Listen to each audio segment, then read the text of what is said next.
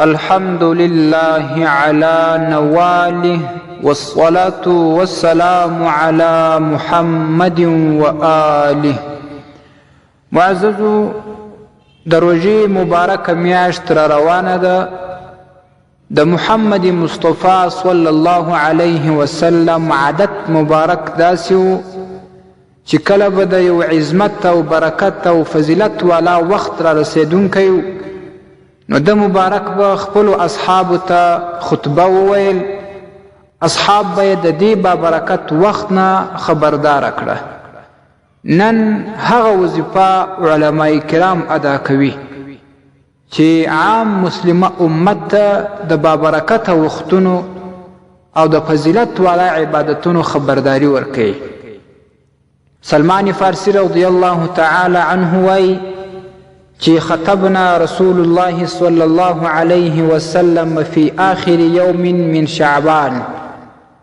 د شعبان په آخري ورځ باندې محمد مصطفی صلی الله علیه وسلم مونږ ته خطبه وویل: یا ایها الناس، ای خلقو، قد اظلکم شهر عظیم، تاسو ته یو د عظمت والا او برکت والا میاشت را روانه ده.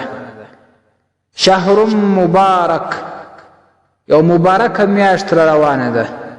فیه لیلة خیر من الف شهر، په دغه میاشت کې یو داسې شپه هم راځي در باندې چې د زرو میاشتو نه بهتره ده. دا یوه شپه د 480 کلونو څخه غوره او بهتره ده.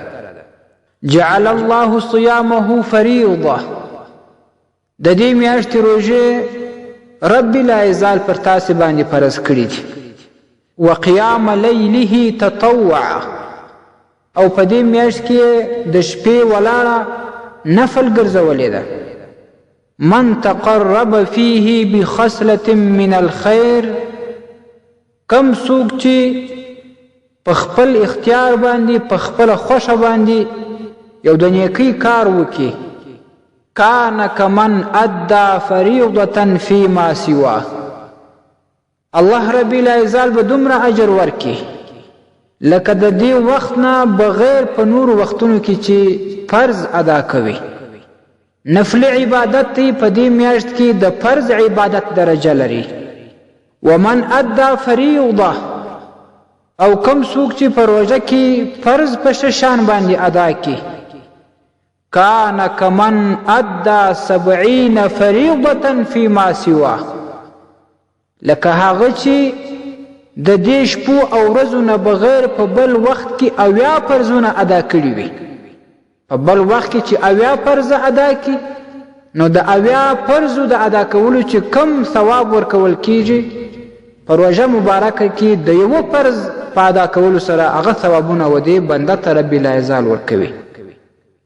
او وروسته نبی صلی الله علیه وسلم دوی ناشنا خبرې کړي: وهو شهر الصبر. ای صحابه کرامو، ای امتیانو، روژه مبارکه د صبر میاشت ده. والصبر ثوابه الجنه، او د صبر ثواب بیا جنت دی. یعنی د روژې ثواب جنت شو.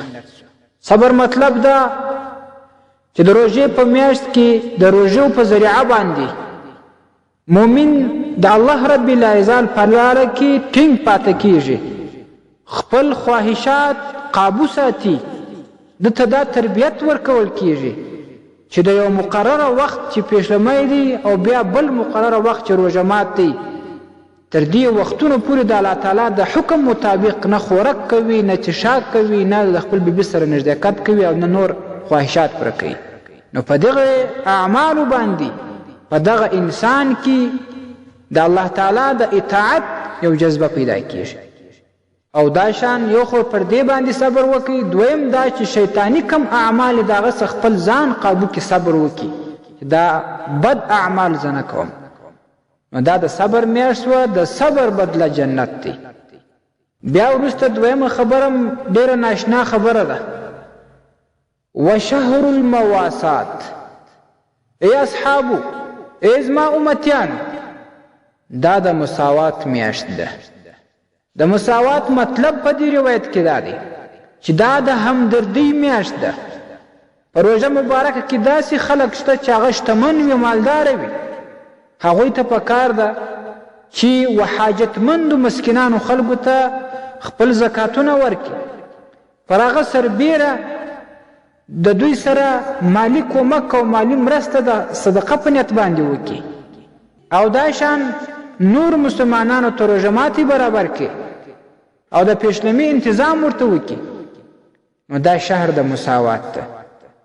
نو معززو، دا د روژې مبارکې هغه خطبه ده چې نبی صلی الله علیه وسلم د شعبان په آخري ورځ باندې خپلو صحابو ته وفرمایل.